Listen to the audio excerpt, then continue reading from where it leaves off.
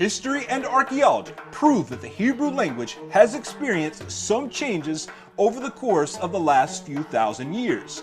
Originally, the Paleo-Hebrew script was in common use in the ancient Israelite kingdoms. After the exile of the kingdom of Yehuda or Judah into Babylon in the 6th century BCE, Jews began using the imperial Aramaic script, influenced by its use in Persia and of course by Cyrus the Great, who gave the edict that the Jews could return to their homeland, and also the edict to rebuild the temple of Yahuwah in Jerusalem, to which he also gave sacrifice. This script was influenced by the Assyrians, therefore actually within the same family of scripts as the Paleo-Hebrew. That is why it contains the exact same 22 letters, Aleph through Tav. Jews or Yahudim continued to use the Paleo-Hebrew script for a lengthy period of time. This can be verified by many documents, and amongst those, of course, are the most famous, the Dead Sea Scrolls, which are around 2,200 years old. We see that around this time period, the Paleo-Hebrew script began to wane in popularity to the Imperial Aramaic script, which today is simply called Modern Hebrew. For a limited time thereafter, the use of the Paleo-Hebrew script amongst Yahudim or Jews was retained only for the specific use of writing and preserving the Tetragrammaton, that is the 4 letters of the Creator's name, Yod-He-Waw-He, which is pronounced Yahuwah. This also can be verified in various scrolls amongst the Dead Sea Scrolls. You will see many of the scrolls written in modern Hebrew, yet the name of Yahuwah preserved in the ancient Paleo script, which is very significant.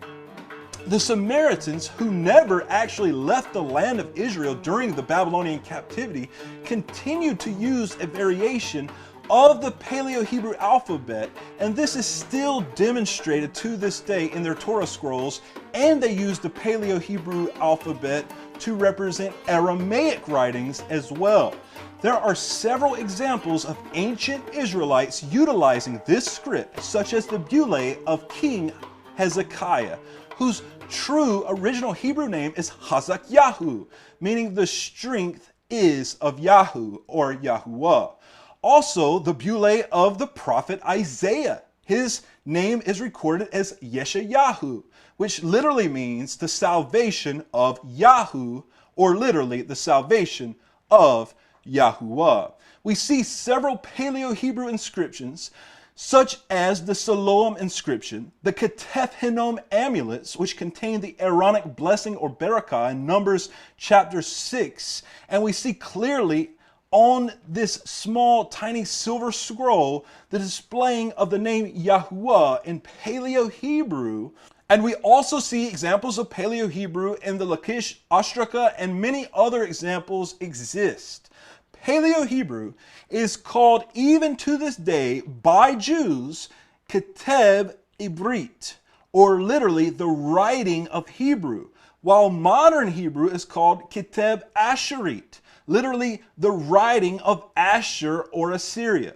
Because Aramaic and Hebrew are considered sister languages and share the exact same letters, they derive from the same source, and scholars generally refer to that source as Phoenician. They refer to Phoenician as being the original alphabet for all of humanity, and obviously we know that this was Paleo-Hebrew.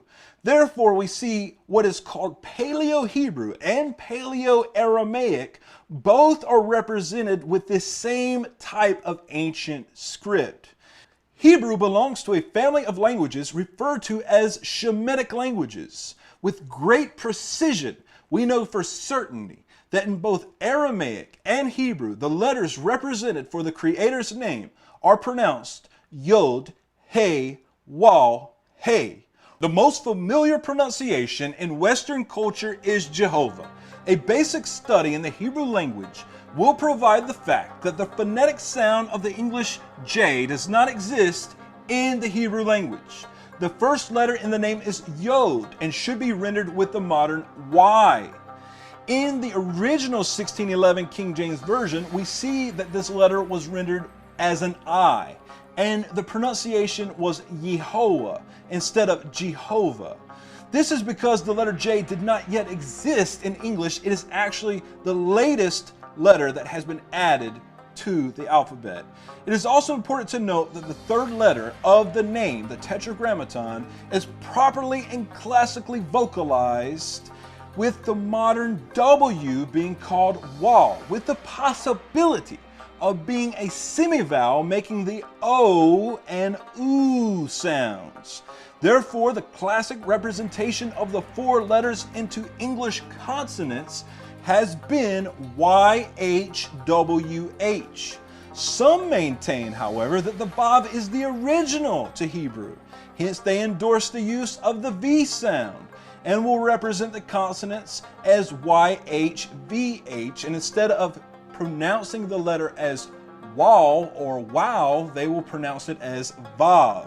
This is an easy matter to clarify, however, because the oldest Hebrew grammarians, such as Sa'idi Gaon, lived over 1,000 years ago, and he recorded in his Hebrew grammar that the sixth letter of the Aleph Beit is indeed pronounced WaW. And this is important because Gaon means genius, and he was literally seen as a genius, and he was a teacher over not only those who were in the land of Babylon during the time, or Persia, but also he had gone to the land of promise, to the actual physical land of Israel, and there he met up with many Yahudim and verified the fact that this pronunciation back in those days was pronounced WaW. So this is simple to clarify, and his testimony does not stand alone, but should be examined with Ibn Ezra, Rabbi Dunash, and Rabbi Yonah ben Jana, which were all Hebrew grammarians, experts in their field, and they all unanimously stated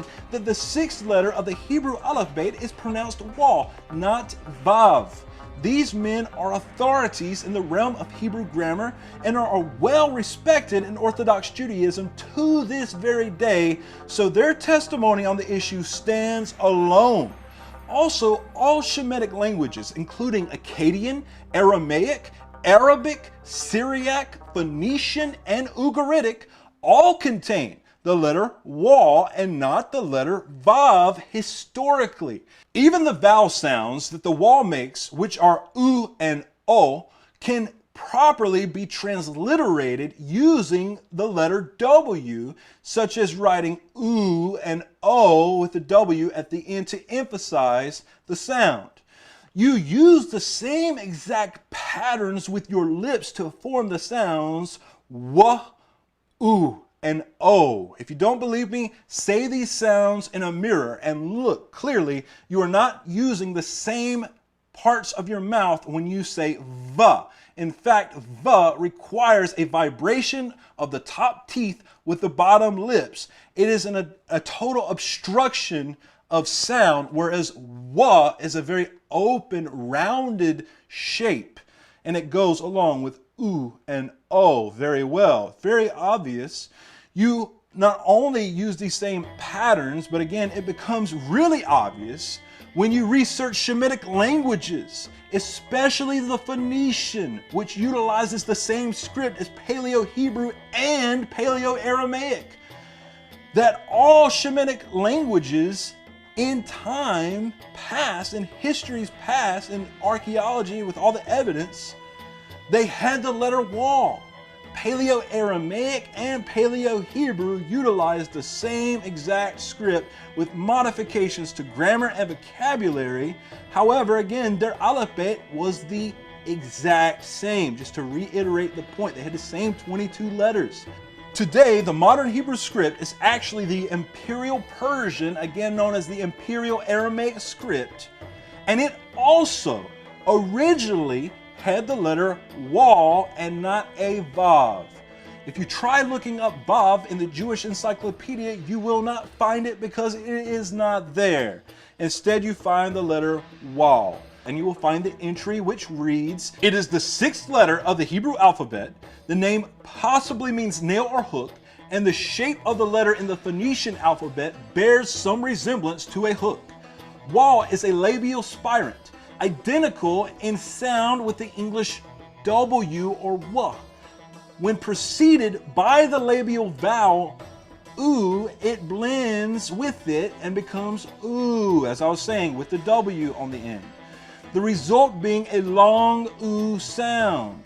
And when an A vowel precedes it, the two form the diphthong au, which in Hebrew has passed into O. 3,500 years ago, when the Israelites arrived at Mount Sinai to hear the 10 words, the 10 commands, as the Almighty thundered down the mountain and he announced his name. This very event he recorded with his own finger in tablets of stone.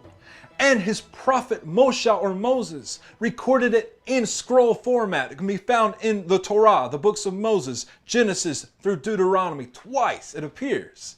And during this critical moment in history, when over 2 million Israelites, including the women and children, would hear the Almighty's voice and hear him announce his name, we know for a fact he did not say, I am Yehovah, because the VaV did not exist in Paleo-Hebrew or Paleo-Aramaic at the time. It simply wasn't there.